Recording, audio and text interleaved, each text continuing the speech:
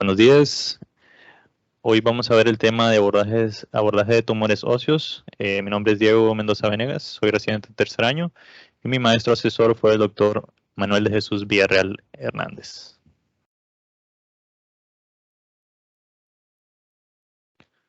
Los objetivos de esta clase, más que todo, va a ser entender cómo las características radiográficas de los márgenes van a reflejar la actividad biológica y el crecimiento del tumor, así como también identificar el rol de la reacción perióstica en la caracterización de los mismos, comprender las ventajas y también las desventajas de utilizar la radiografía simple como estudio inicial para caracterizar este tipo de lesiones y también conocer las ventajas de utilizar una resonancia magnética o tomografía para el abordaje de este tipo de tumores o de lesiones óseas.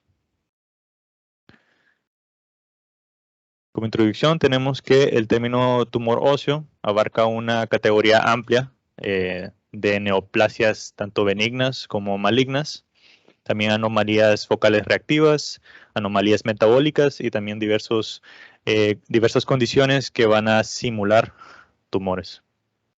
Entonces, hoy vamos a catalogar o vamos a clasificar los tumores según su apariencia clásica, dividirlos en rangos de edad para así tener una lista de diagnósticos diferenciales que van a encajar con las diferentes dichas características.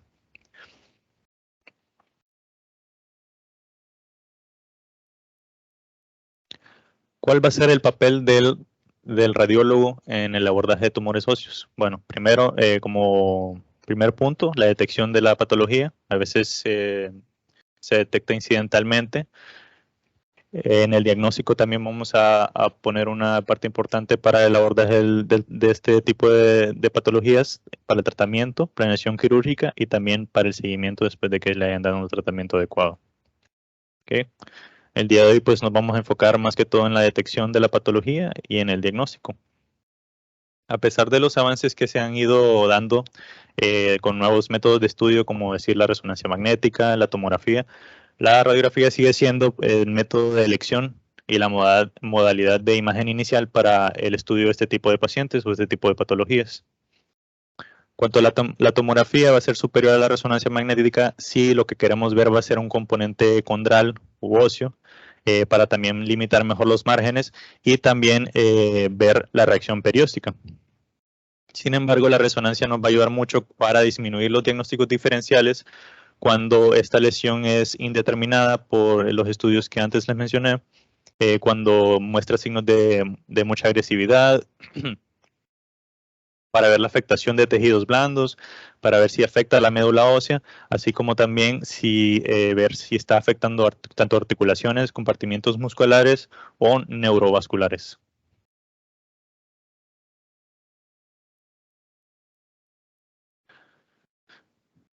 Entonces, un abordaje sistemático pues nos va a ayudar o va a tener como objetivo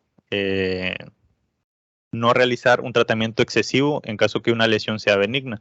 Tampoco también nos va a ayudar en no realizar un tratamiento insuficiente en una lesión que sea de índole maligno, para así poder tomar una biopsia en el tiempo adecuado, de la manera adecuada. En pocas palabras, pues no tratar de menos ni tampoco tratar de más.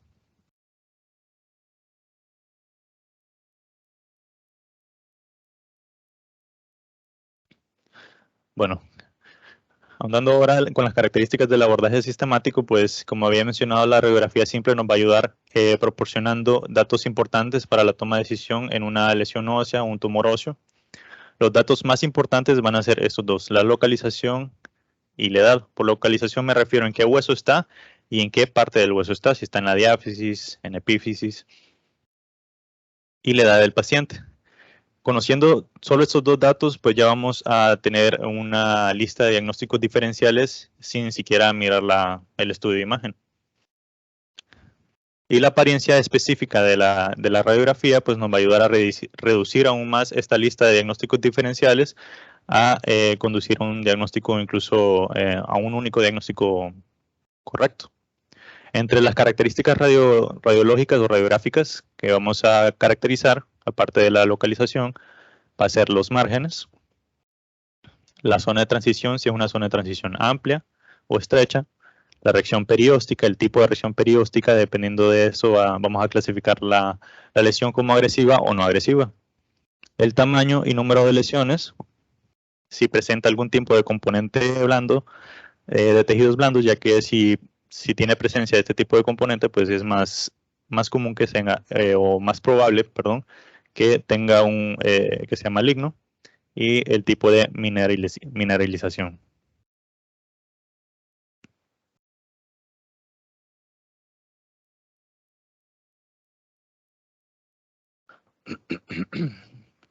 La edad, comenzando con la edad, es la pista clínica más importante, ¿okay? Que puede utilizarse junto a los demás hallazgos radiológicos para pues diferenciar o tener un diagnóstico diferencial de estos tumores óseos.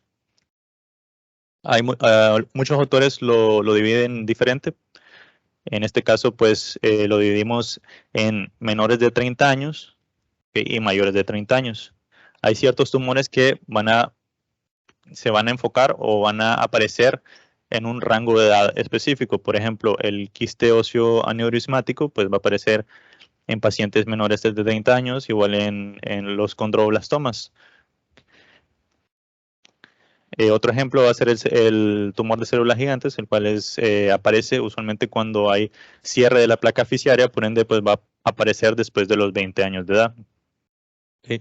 Otro ejemplo van a ser las metástasis, el mieloma múltiple y también los condrosarcomas, que rara vez van a aparecer en pacientes menores de 30 años.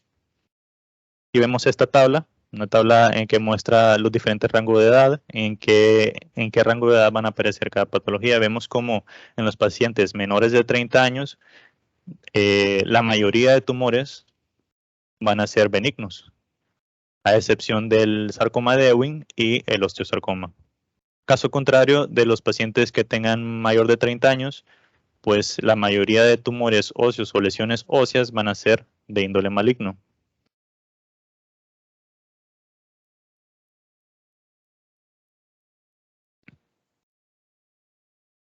Bueno, aquí tenemos un casito. Si algún R1 me puede ayudar diciendo dónde está localizada la lesión y qué tipo de estudio es, y luego pues me dice el tipo de margen.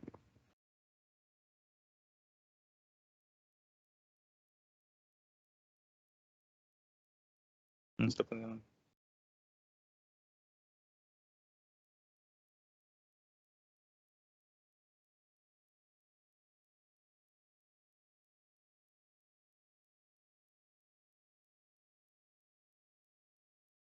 Aló, hola, buenos días. Bueno, entonces en cuanto a la ubicación geográfica, se encuentra la lesión en calcáneo. En cuanto al margen, es un margen bien definido.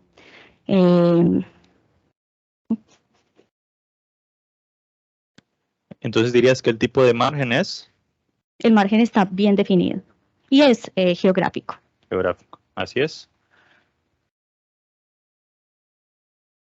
Geográfico. Esta es una radiografía lateral que muestra, en este caso fue un lipoma intraóseo localizado en el calcáneo, que es un tipo de margen geográfico.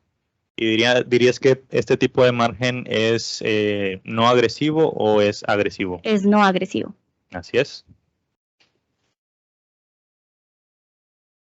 Bueno, siguiendo con el margen o patrón de destrucción, esta es una de las características más importantes. ¿Por qué es esto? Porque esta característica nos va a ayudar a determinar la actividad biológica de la lesión. Nos va a ayudar a hacer esto debido a que nos va a indicar la tasa de crecimiento, o sea, nos va a decir qué tan rápido o qué tan agresiva es esta lesión. Por eso es importante saber este dato, debido a que si sabemos que está creciendo rápidamente, es más probable que este tipo de lesión sea maligna.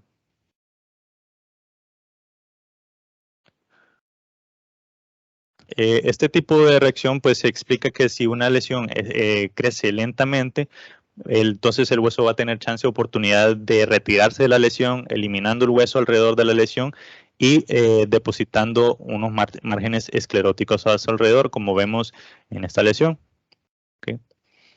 Sin embargo, si la lesión crece aún más rápido, es posible que no haya tiempo que el hueso se retire de manera ordenada, por lo que los márgenes se van a volver mal definidos. Entonces aquí tenemos la clasificación de Ludwig, en la cual vemos cómo va avanzando desde una lesión no agresiva, ¿okay? Que son estas primeras lesiones son geográficas, estas primeras 3 lesiones, la lesión apoliada, que es más agresiva, y la lesión de tipo permeativo, que es la más agresiva de todas. Okay. Esta es la lesión tipo 1A, que es una lesión que se define como una lesión radiolúcida bien definida que va a tener bordes escleróticos. La lesión 1B geográfica 1B va a ser siempre radiolúcida, bien definida, sin embargo ya no va a tener el borde esclerótico que tenía la lesión anterior. Vamos a decir que es geográfica 1C cuando es radiolúcida, lítica, pero ya los bordes no están tan bien definidos. ¿Okay? Ya se van perdiendo los márgenes, los bordes. Y la siguiente va a ser la apoliada, que es la tipo 2. Ya muestra una lesión parchada, localizada usualmente en la cavidad medular. Y por último, la permeativa, que tiene múltiples opacidades pequeñas, mal definidas, localizadas usualmente en la cavidad medular también.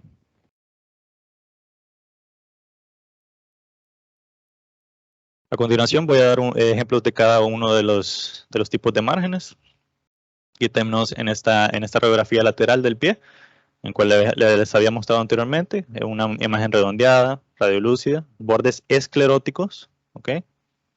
Entonces corresponde a un tipo geográfico 1A, ¿ok?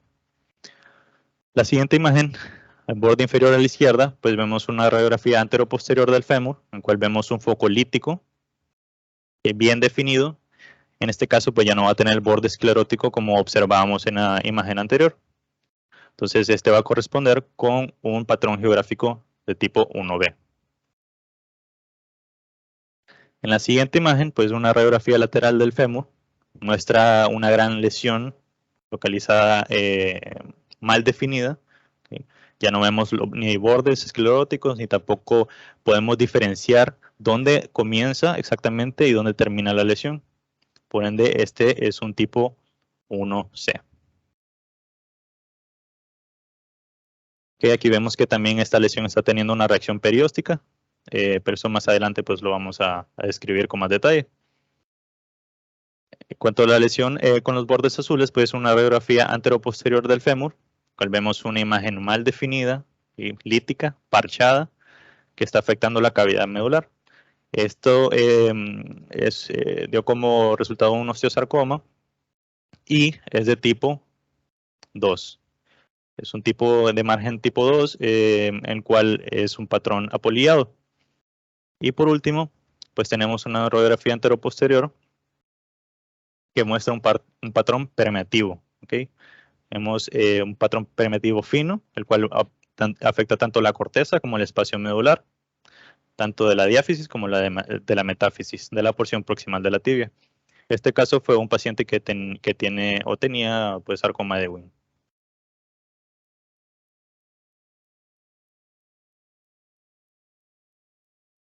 Aquí les dejo otro caso, a ver si algún otro compañero R1 me puede ayudar diciendo qué tipo de estudio es, dónde está localizada la lesión y al final pues dónde está la zona de transición o cuál es la zona de transición.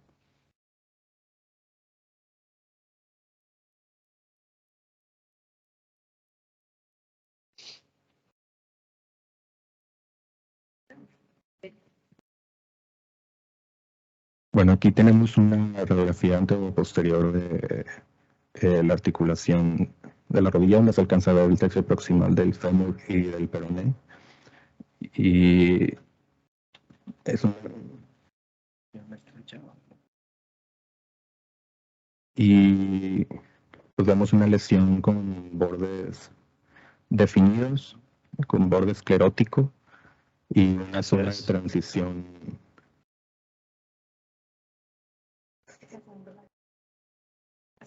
Está en la porción proximal del peroné. Así es. Y bueno, demuestra una zona de transición estrecha. Así es. Una zona de transición estrecha. explícalo en tus palabras.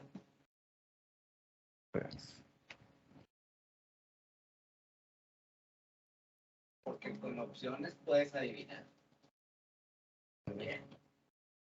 Pero quiero que expliques por qué dices que es estrecho. Así rapidito, que no se entiende.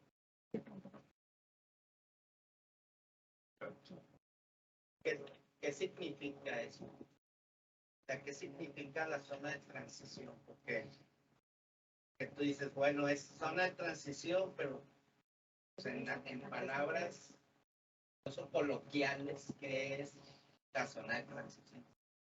O sea, ¿cómo lo explicarías para decir que es estrecho? Pues la lesión, en este caso, no abarca más del tercio proximal en donde está la lesión y el hueso sano. Pues no es totalmente cierto. La zona de transición es cuando tú ves una lesión, cualquiera que sea de aspecto maligno o de aspecto benigno. Es estrecha o es amplia cuando tú inmediatamente, o sea, ves los bordes de la lesión e inmediatamente sabes que el hueso normal está cerca o está lejos. Eso quiere decir que, por ejemplo, en las lesiones malignas, no puedes decir hasta dónde llega la lesión. O sea, eso te habla de que la zona de transición es amplia. No sabes hasta dónde termina. Eso es lo que significa la zona de transición. Incluso en exámenes finales que han tenido que han batallado con eso. No saben bien qué significa. Y es un dato importante para decir que una lesión es benigna o es maligna. Aparte de todo lo demás. Pero con opciones, cuando te ponen opciones en una pregunta y dicen, bueno, pues a lo mejor digo que es estrecha y le atinamos. La cosa es explicar por qué. Y no nada más explicar, es que entenderlo, para que tú te lo lleves a ese objetivo. No después lo vas a marcar.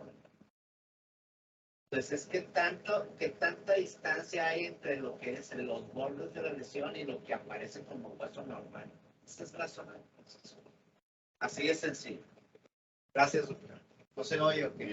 No. Por el ruido.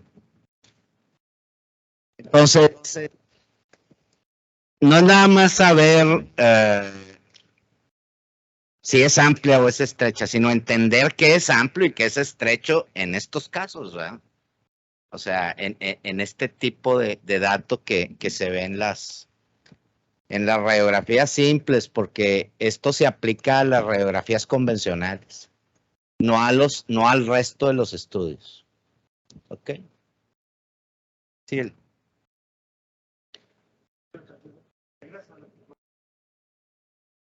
¿Qué más datos les ves ahí? Había mencionado que el líquido definido. Sin embargo, de lo que mencionaron hace rato, las coreografías anteriores, una de las partes importantes es dónde está localizado, y sobre todo si es de vuestro lado, y la edad del paciente. Este paciente ya tiene la fusión de la una lesión expansiva que a ver.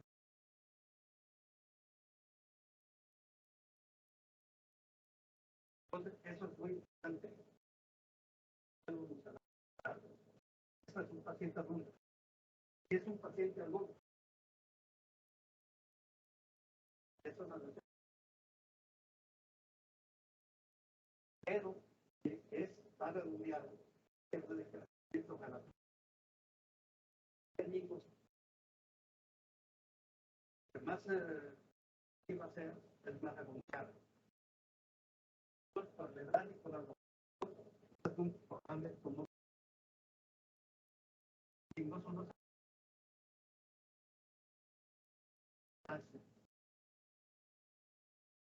gigantes, lo que va a determinar no Acuérdense de lo que ya mencionó, localización y edad. Y lo que dijo el doctor, perfecto, la zona. Eso habla más.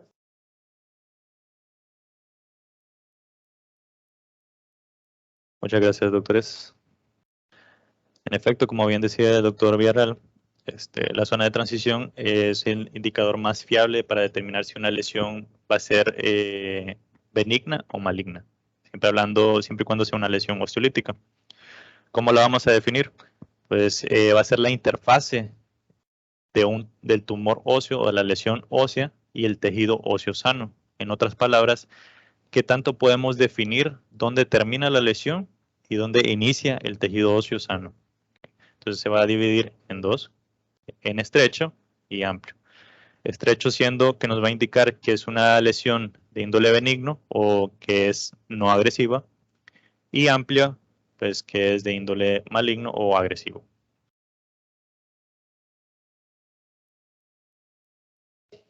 Aquí tenemos unos ejemplos de zona de transición estrecha. Este tipo de zona de transición pues nos va a dar resultado un borde nítido, lo vamos a definir muy bien y es un signo de crecimiento lento como había mencionado anteriormente.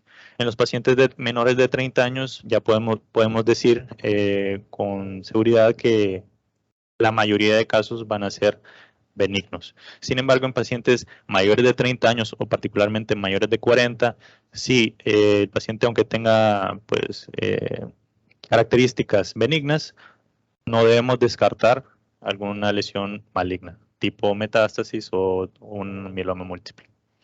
Aquí tenemos tres ejemplos de radiografías localizadas, tomada AP, de la pierna proximal, el húmero y la pierna distal. ¿Cuál ejemplificamos? Pues zona de transición estrecha. Vemos cómo esta lesión localizada en la diáfisis, diferenciamos bien dónde termina y dónde comienza la lesión. Al igual que esta lesión localizada en la diáfisis del húmero, vemos cómo es una lesión lítica y diferenciamos bien su borde. Este es el tejido sano y este es el tejido lítico de la lesión, al igual que esta lesión en el tercio inferior del peroné.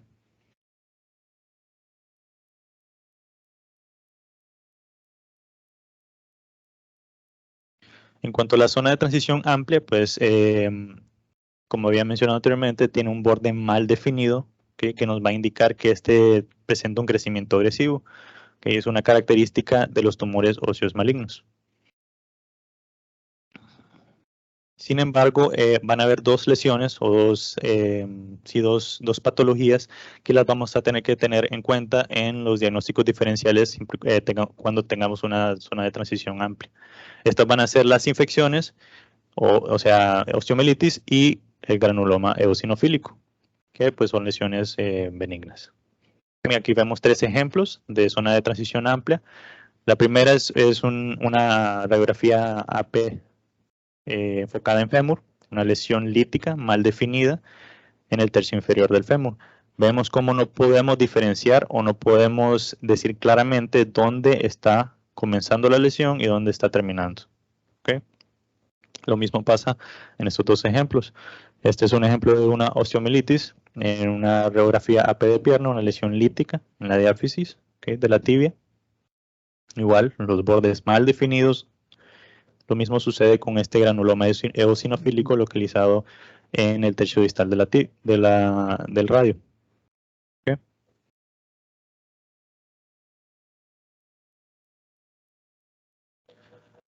Este es otro caso. A ver si me puede ayudar otro compañero. ¿Puede decir el tipo de estudio que estamos viendo? Buenos días. Es una aproximación de una radiografía simple en proyección antero-posterior de la articulación femorotibial.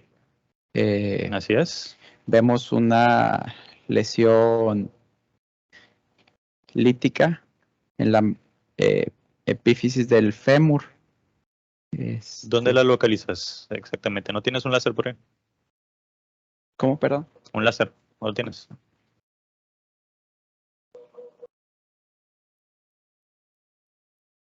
¿Dónde identificas la lesión?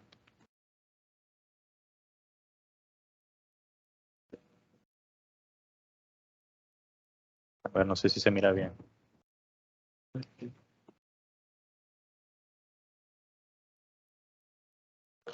Bueno, lo que queremos demostrar en este caso es el tipo de reacción perióstica que está teniendo el hueso. Si te fijas un poquito más arriba, vemos cómo hay un aumento de la densidad. No sé si quizás ahí no se mira tan bien como en la computadora. Okay. Pero vemos cómo hay un aumento de la densidad aquí en la cortical, que este es un tipo de reacción perióstica. ¿Okay? Este tipo es tipo sólido, ¿okay? Que nos indica que es que no es agresivo, pues es de tipo benigno. ¿Okay? En la reacción perióstica tenemos que el periósteo es un tejido que recubre casi toda la parte externa del hueso, excepto por las partes que cubre el cartílago. ¿Sí? Consta de una capa fibrosa externa y una capa celular interna. ¿Sí? Va a producir tejido óseo nuevo, siempre y cuando existan factores mecánicos estimulantes. ¿Okay? Y cuando existen estos factores estimulantes y crece tejido óseo nuevo, pues lo vamos a llamar reacción perióstica. ¿Qué es lo que vamos a necesitar para que suceda este tipo de reacción perióstica? Que cualquier cosa que estire, que rompa, que rasgue, inflame el periósteo. Por ende, se va a dar cuando existan tumores en el hueso, infecciones, traumas, que lo que va a indicar es el intento de curación del hueso. ¿Okay?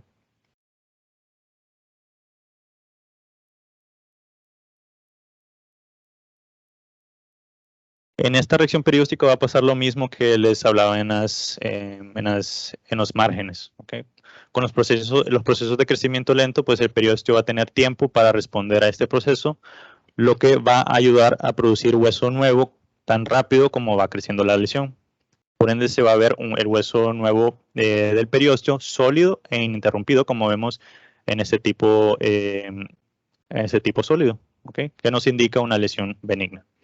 Sin embargo, cuando el proceso es de crecimiento rápido, el periósteo no va a tener oportunidad de producir hueso nuevo tan rápido como va creciendo la lesión. Por ende, se va a ver un patrón interrumpido. Como vemos en estos tipos agresivos de reacción perióstica, el laminado, el espiculado y el de Codman, pues ya vemos que son interrumpidos, ¿okay? Y nos indican agresividad o malignidad. Aquí vemos el primer tipo, reacción perióstica sólida. Esta también es llamada no laminada y es una apariencia no agresiva que indica que, como había mencionado antes, que la lesión está creciendo lentamente. ¿Okay? Es importante detectar este tipo de reacción perióstica debido a que ninguna lesión que sea maligna va a tener ese tipo de reacción perióstica. Entonces podemos decir con seguridad cuando vemos ese tipo de reacción perióstica que es benigna. ¿Okay? Vemos este ejemplo, otro ejemplo de una radiografía AP de rodilla en el cual vemos la reacción perióstica sólida. ¿Okay? En este caso fue un paciente con osteoartropatía hipertrófica. Algunas de las causas más comunes que causa esta reacción perióstica van a ser infecciones, neoplasias benignas, granuloma eosinofílico y también trombosis venosa profunda. La siguiente reacción perióstica es la laminada, también llamada piel de cebolla, que nos va a indicar que existe un proceso de crecimiento más rápido, por lo cual el hueso no puede producir tan rápido el tejido como está creciendo la lesión. Vemos que es un proceso agresivo intermedio y consta de múltiples capas de hueso paralelas y concéntricas. ¿Okay? Este puede estar tanto en lesiones malignas como benignas, siendo las benignas las más comunes como también infecciones, osteomielitis, condroblastomas o quistes óseos, o en procesos malignos como el sarcoma de Ewing y el osteosarcoma. Okay, aquí vemos un ejemplo de una radiografía anteroposterior en un paciente en este caso, este paciente tenía osteosarcoma. Vemos como hay una reacción perióstica laminada o en capas de cebolla. Okay. Voy a hacer un zoom para que lo vean a mayor detalle.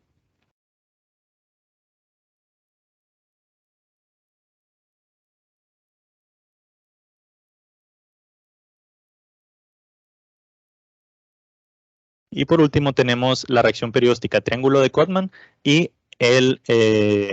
la reacción espiculada. ¿Okay? El triángulo de Codman, como vemos en este esquema anatómico, vemos cómo se refiere a la elevación del periósteo, que lejos de la corteza, que va a formar un ángulo donde el periósteo y el hueso se van a unir. ¿Okay? A menudo se ven en lesiones como los osteosarcomas, sin embargo se pueden ver en entidades benignas como ser infecciones o hematomas subperiósticos. ¿Okay? Aquí vemos una radiografía lateral de la rodilla en un paciente que tiene osteosarcoma, que muestra el periósteo elevado, ¿okay? Formando el triángulo de Codman, que es este que estoy señalando acá.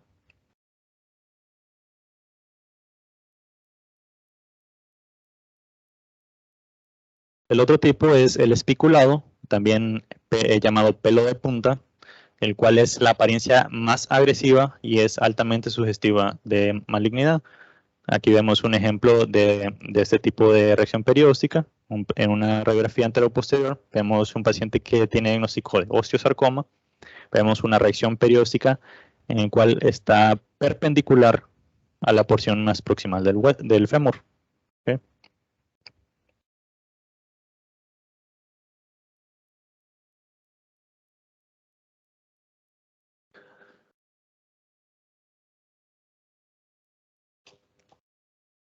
Hablando de la opacidad, vamos a dividir esta característica en tres: en líticos, escleróticos y mixtos. ¿Okay? Cada una de estas características pues, nos va a indicar diagnósticos diferenciales, los cuales tenemos que descartar utilizando las otras características que habíamos mencionado anteriormente. Por ejemplo, las lesiones líticas, las más frecuentes son quistes óseos simples, tumores de células gigantes, como habíamos visto anteriormente. Un ejemplo de una lesión común, de una lesión esclerótica, pues es el islote óseo o enostosis. Y un ejemplo de un mixto va a ser el adamantinoma.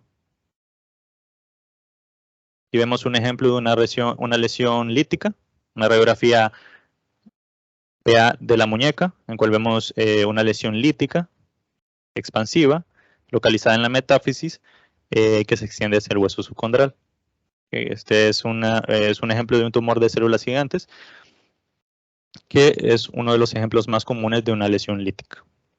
Aquí vemos otro ejemplo, una radiografía AP, que ejemplifica una lesión esclerótica. En este caso, pues fue un islote óseo.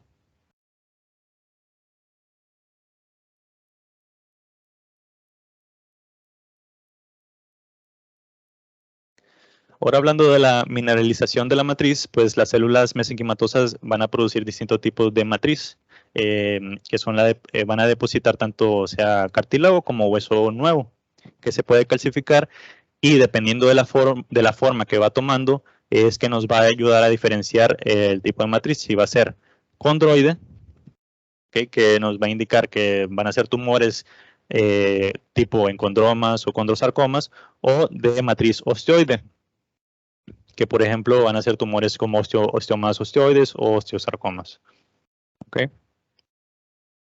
En la matriz condroide vamos a ver calcificaciones que tienen múltiples descripciones, como ser en anillo, en palomitas de maíz, punteadas o floculantes, como vemos en esta imagen, en este ejemplo de un condrosarcoma localizado en el calcáneo, en una radiografía lateral de calcáneo, muestra múltiples imágenes en arcos y anillos, ¿okay? Que esto nos indica pues una matriz condroide, ¿okay? Que en efecto pues fue un condrosarcoma.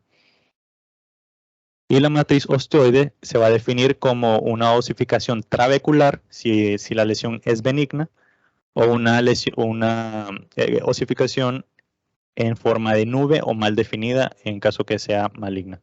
Como vemos esta imagen, en esta radiografía lateral de rodilla, cual vemos una matriz osteoide que tiene forma de nube o esponjosa, ¿sí? Que aquí decimos que aquí tendría una matriz osteoide.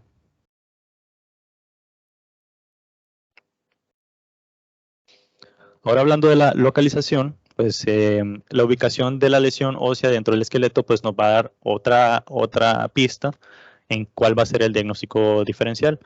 Dependiendo de qué hueso va afectando, pues vamos a decir qué lesión es la más frecuente que afecta. Por ejemplo, en el cráneo, pues el granuloma deciduonefílico, metástasis y mieloma múltiple van a ser las lesiones más frecuentes. En la tercio proximal del fémur, pues van a ser los quistes solitarios óseos, la displasia fibrosa, el encondroma, sarcoma de Ewing. Y en el calcáneo, pues los más comunes van a ser el quiste óseo simple, el sarcoma de Ewing, osteoblastoma y el condroblastoma. Y así. En algunos lugares, como el húmero o alrededor de la rodilla, pues ahí prácticamente se pueden encontrar cualquier tipo de tumor. Por ende, este tipo de clasificación no nos va a servir en estas áreas específicas. También se puede clasificar dependiendo qué parte del hueso está afectando. Por ejemplo, si va a afectar la epífisis, en personas jóvenes vamos a sospechar condroblastoma o alguna infección. En personas más adultas, de mayores de 20 años, el diagnóstico más frecuente va a ser el tumor de células gigantes. Y en personas ya de edad mayor, vamos a pensar en geodas. ¿Okay? En lesiones que van a afectar la epífisis, perdón, la metáfisis, las lesiones más comunes van a ser fibroma no osificante, quistes óseos, osteosarcomas, condroblastomas e infecciones. Y por último, las lesiones que están localizadas en la diáfisis, las más frecuentes van a ser el sarcoma de Ewing, quiste óseo solitario, los quistes aneurismáticos y también los osteoblastomas.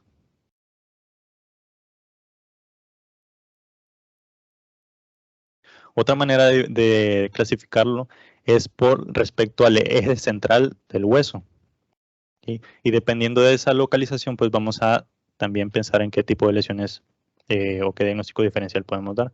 Si está central al eje central de la lesión, lo más común es que sea un quiste óseo solitario, un granuloma eosinofílico, displasia fibrosa y un encondroma. Si está excéntrico, o sea, adyacente casi a la corteza, pero siempre localizada cerca del eje central, pues los más comunes van a ser osteosarcomas, condroblastomas, tumores de células gigantes y osteoblastomas. ¿Okay? Si se encuentran yuxtacorticales, la lesión más común va a ser el osteocondroma, y si están dentro de la cortical, la lesión más común va a ser el osteoma osteoide.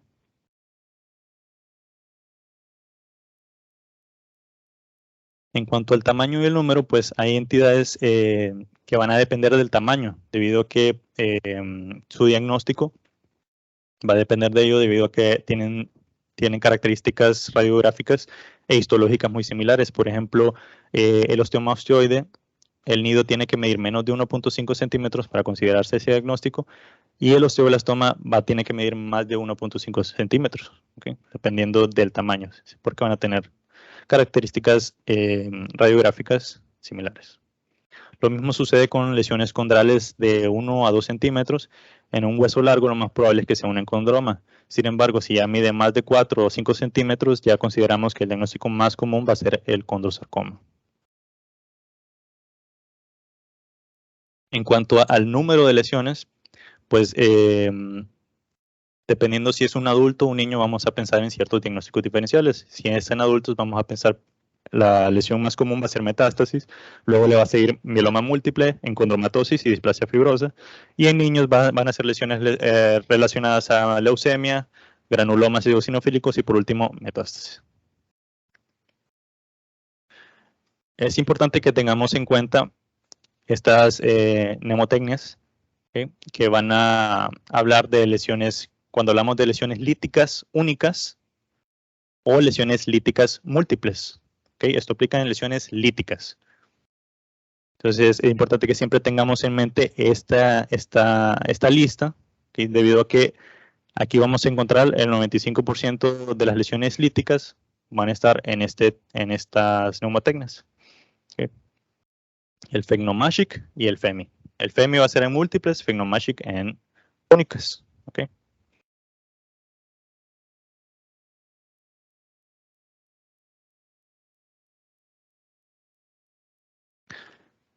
Otro dato o otra característica que tenemos que tener en cuenta va a ser el componente de tejidos blandos, debido a que la presencia de un componente de tejido blando en una lesión ósea nos va a sugerir o va a inclinar el diagnóstico hacia algo maligno. ¿Okay? Los tumores que más a menudo vamos a ver que tengan un componente de tejidos blandos van a ser el osteosarcoma y el sarcoma de Ewing, así como también el linfoma.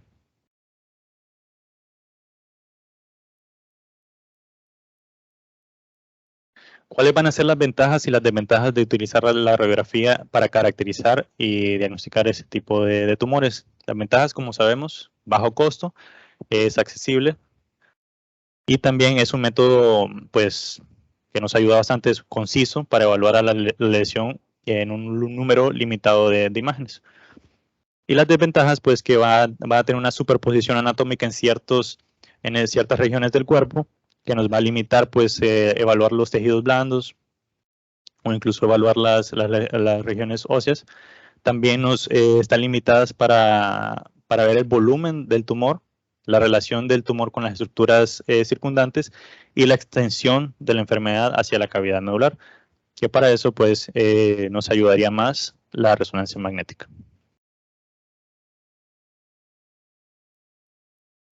Ya como conclusión, a pesar de la disponibilidad de los métodos de imagen nuevos, como ser la tomografía, la resonancia magnética, pues la radiografía simple sigue siendo un método de imagen importante o el más importante, por así decirlo, en caracterizar los tumores óseos. Hay que prestar atención en la edad ósea, en la edad del paciente y la localización, ¿verdad? Y los puntos a llevarse es que siempre que veamos una lesión ósea en una radiografía, tenemos que fijarnos en la edad, localización, en la morfología, que es lo que vamos describiendo, las características radiográficas, y si es múltiple o única. Eso sería todo. No sé si alguien tiene alguna duda, una pregunta.